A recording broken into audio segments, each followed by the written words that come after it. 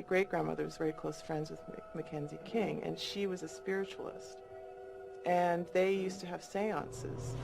And so she would speak to her dead husband, and he would speak to his dead mother.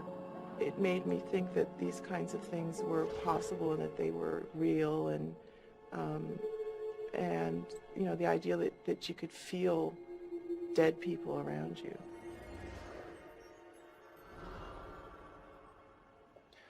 When you open the door to ghosts as a child, does it ever close?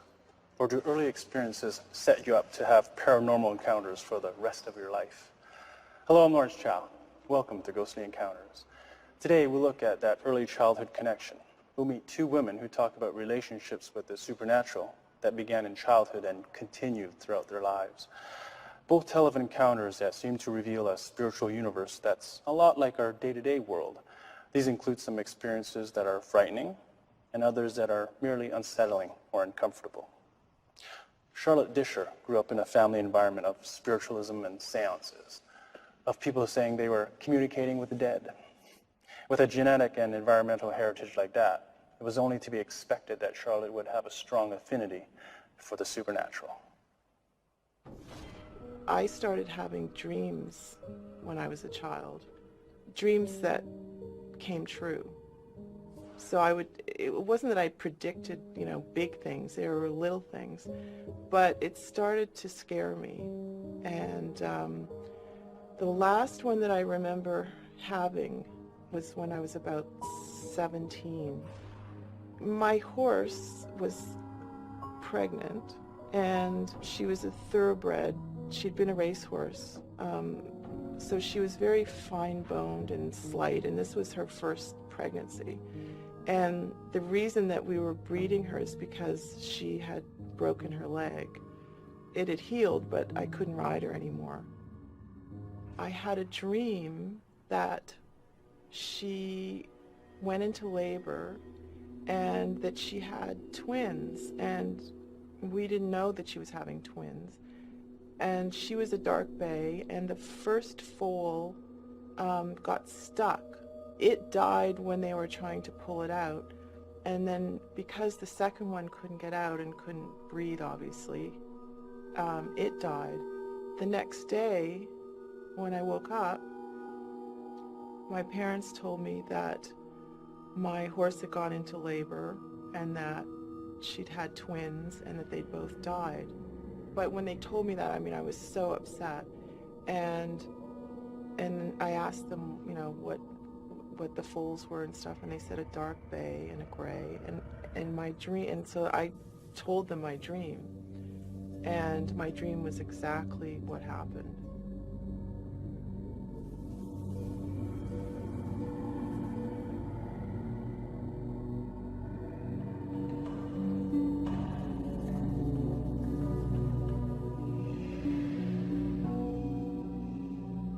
I was both upset by what had happened with my horse, but also I was terrified that I'd had this dream, because it was so clear, and it was, you know, it had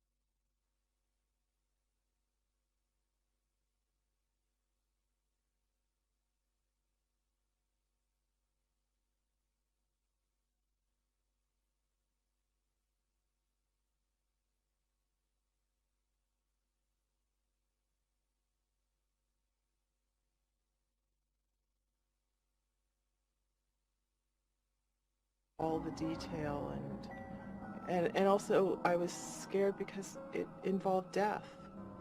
you know, these creatures died, and I knew it ahead of time. How could I have predicted that? How did I know that happened in exactly that detail? How is that possible? I had no idea.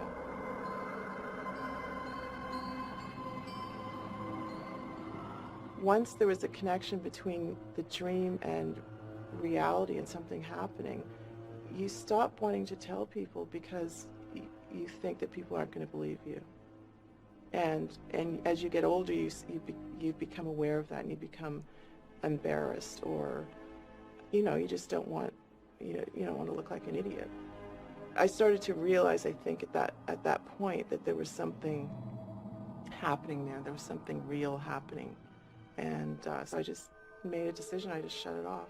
So they went away, and so it was a long time before I had a visitation, as I call it.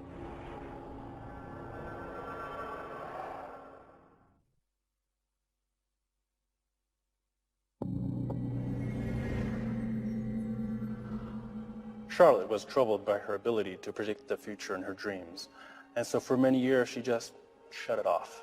But 20 years ago, when she was visiting friends and family in New York City, the part of her life she wanted to ignore reappeared in a far more terrifying form.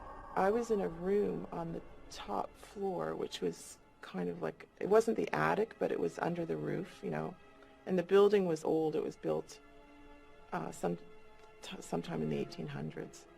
And I had gone to bed, and I had just turned the lights off, and this thing was hovering, all of a sudden hovering over me, and it was black, and I knew right away it was malevolent. I just felt complete malevolence and perhaps violence or something. I don't know. It was terrifying. I was terrified. Anyway, I turned on the light, and it was gone. It just, poof, was gone. And so I turned on all the lights, and I went into the bathroom. I looked everywhere. I, opened closets. I looked under the bed. Then I went into the bathroom, and I turned on the light, and there was a trap door in the ceiling. And I thought, oh my God, what's up there? That must be the attic, and that's where it must have come from there.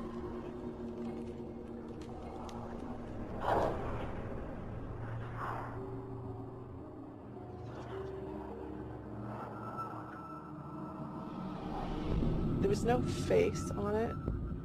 It was nothing recognizable to me. It was otherworldly. It wasn't human.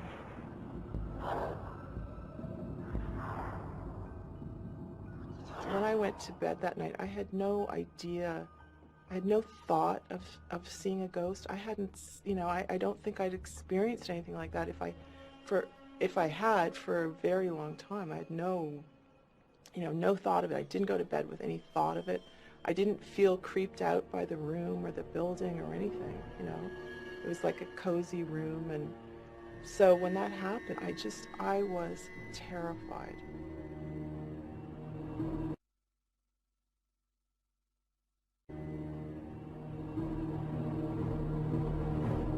It's always made me feel that I should be careful about it. And I don't know if that's because I just, because I'm worried about what other people will think, or I'm worried about me getting caught up in it and where that might lead. So I guess part of me is maybe a bit skeptical too. Despite her caution, despite her skepticism, Charlotte's link to the supernatural is so strong that it won't be denied. She tells of another ghostly encounter, but this time it's in the bedroom of her own home, and this time it's not an event remembered from years past. About a month ago now, I think, I was asleep, and I don't know at what point I woke up. All of a sudden, there was this white figure over my bed, and it was pulling back the covers. So I just was, again, I just like leapt out of my skin, and I was trying, it was that thing when you're just kind of half awake and half asleep, and I was trying to scream, and every time I tried, a little bit of noise would come out and it'd get louder and louder. And as I did that, this creature would just move back towards the door. And I finally was able to scream full out loud, and it just went out the door. I didn't feel it was out to do anything to me. You know, I didn't feel like it was malevolent or violent or anything like that. But it just, because it woken me up in bed, I was terrified. So I got up again, turned on all the lights, went all through the house, you know, upstairs, downstairs, closets, you name it. And nothing was there, it was gone. The scientist in me would like to explain these things, but my other side is just, no, this happened. I felt it. Emotionally, I felt it. I experienced it. And as far as I'm concerned, it was real. Charlotte believes she has had encounters with the supernatural since childhood. This connection troubles her, but it seems strong enough to continue throughout her life. Supernatural beings of all types have been reported for centuries from around the world. Most of these entities from the other side seem to be disembodied humans. Charlotte's visitors didn't appear in human form, but our experts caution us to not make too much of that, because if there is a spirit world, deception may be as much a part of that universe as it is a part of our daily life. And so there is no guarantee that presences that appeared to Charlotte were in fact what they seemed. We used to go for a Sunday drive all the time. My dad would pile us in the car and we would go for a Sunday drive. And one time we went and we were coming into a town, and there was a bridge and a dry kind of riverbed. And then across on the other side of the bridge was an old barn on the left-hand side, an old faded red barn with faded white letters. Just before we're crossing the bridge, you know, I was in the back seat with my sister. I had a vision of this two people in a horse carriage. There was a woman, a young woman, you know, late teens, early 20s, and an older man. And, you know, she was in old-style clothes with a little sack purse, you know, kind of on her wrist. And the bridge was a wooden bridge. It was the same scene, but newer. And it was a wooden bridge. And, you know, the riverbed was, it was like, must have been spring, because it was muddy and the water was churning and it was flowing really quickly. And as this couple crossed the bridge in their horse-drawn carriage, the bridge collapsed. And, you know, they perished, they died. And I kind of freaked out in the car, and I was, you know, crying and telling my dad to stop the car, not to go over the bridge. And, you know, of course he thought I was, you know, didn't have a clue what was going on, and he drove across the bridge and stopped and turned around, was angry, and was like, what's going on back there? And, you know, and then I felt a little foolish because we had crossed the bridge and everything was fine. But the vision was just so vivid that, you know, I really had a sense of despair and fear. That vision has never really faded. Like, it's always been very clear. The details are, you know, as clear as that time. And so I had gone and I did some research, and there was some old archives that I was managed to find, and sure enough had found that there was one spring that was, I guess it had been a hard winter, and the spring runoff was, you know, fiercer than normal, so the river was really swollen. So when this couple crossed, the bridge collapsed and they were swept away.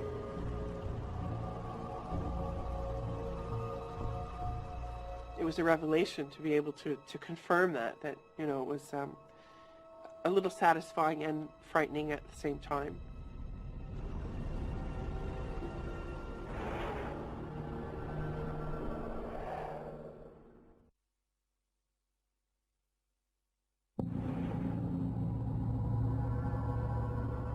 Tamara Shires tells us she was just 9 years old when she had her vision on the bridge. Like Charlotte, her connection to the supernatural started in childhood. And like Charlotte, Tamara's early experience did not involve the appearance of a spirit or ghost. There's an important difference between these two incidents. Charlotte's dream took her into the future, while Tamara's vision took her into the past. In the physical world, all we have is the present. The past is lived through memory and oral or written history. The future is yet to be. But Charlotte and Tamara's stories imply that in a supernatural world, past and future can actually be experienced in the present. It is some years later now. Tamara and her high school friends decide to have a seance.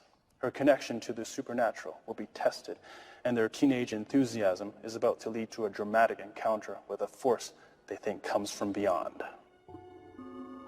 So we all went down in the basement, and we're going to do this seance. And, you know, we had been goofing around with the tape recorder, so we decided to tape the seance. And, you know, there was a lot of giggling going on, and, you know, we ask a question and then somebody would snicker. So it, you know, it really, like, the atmosphere wasn't serious at all. So, but we'd asked for a sign, you know, called the spirits, and then asked for a sign of their presence. And at that moment, the candle flame, like, very distinctly went down and up and down like 3 times. And at that point, I felt extremely uncomfortable. Like I was feeling sick to my stomach. I just wanted to go home. Like at that moment, I was just like, I want to go home. And, you know, kind of fearing ridicule from my friends that, you know, I was affected this way. You know, I jumped up, turned the light on, made some kind of joke, and, you know, the moment passed. And, you know, we kind of said, okay, well, let's listen to the tape. So we played back the recording, and, you know, we're laughing at ourselves. And then at the point where the candle flickered, all we heard was the 3 claps. So at that point, like, we all, you know, screamed, ran upstairs, and, you know, had lots to talk about for the next couple of weeks.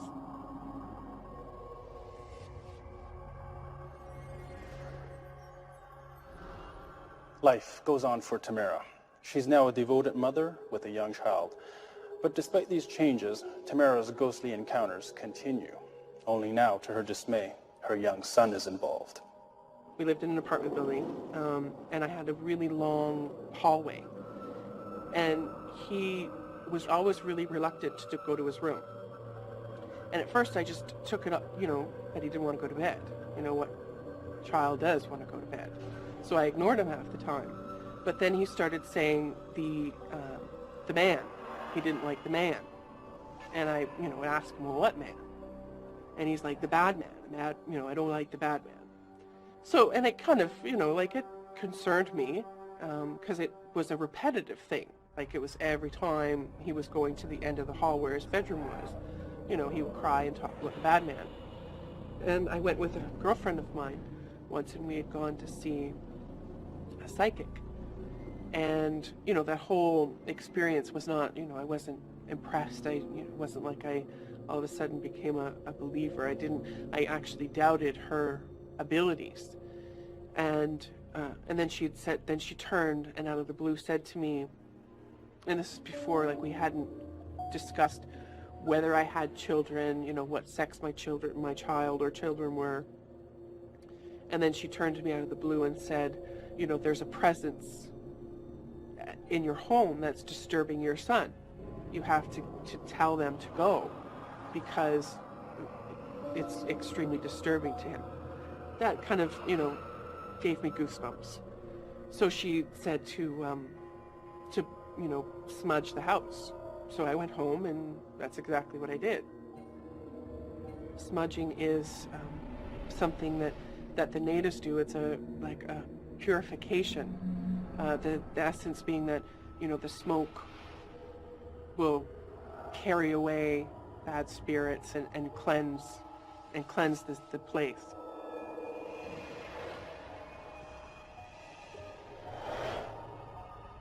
After that, there was never another incident with my son. There was never, you know, it was all of a sudden like, you know, a light switched and there was no more fear.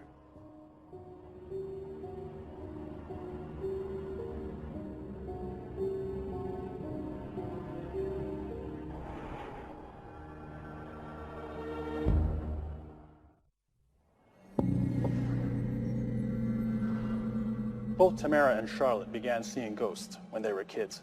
These incidents have continued throughout their lives.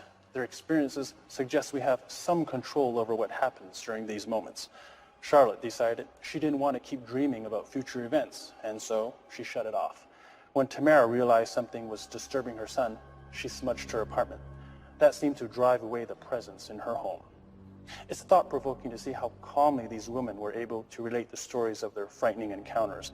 Perhaps one of the reasons for their matter-of-fact manner is that they both believed these experiences would be far more common for all of us if we'd only let them happen.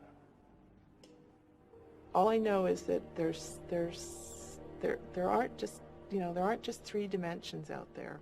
There's something else, and I think if you allow yourself to be open to these things, and I think most people would experience them or could experience them, but they don't want, they don't believe in that kind of stuff, or they don't want to, or they just think it's crazy, or I've never been one to be like afraid. Like I always would say, if there's a UFO, well, come visit me, and if there's a ghost sighting, well, come hang out with me. So I think maybe it was just, and I think once you're more open to it, I think then it comes.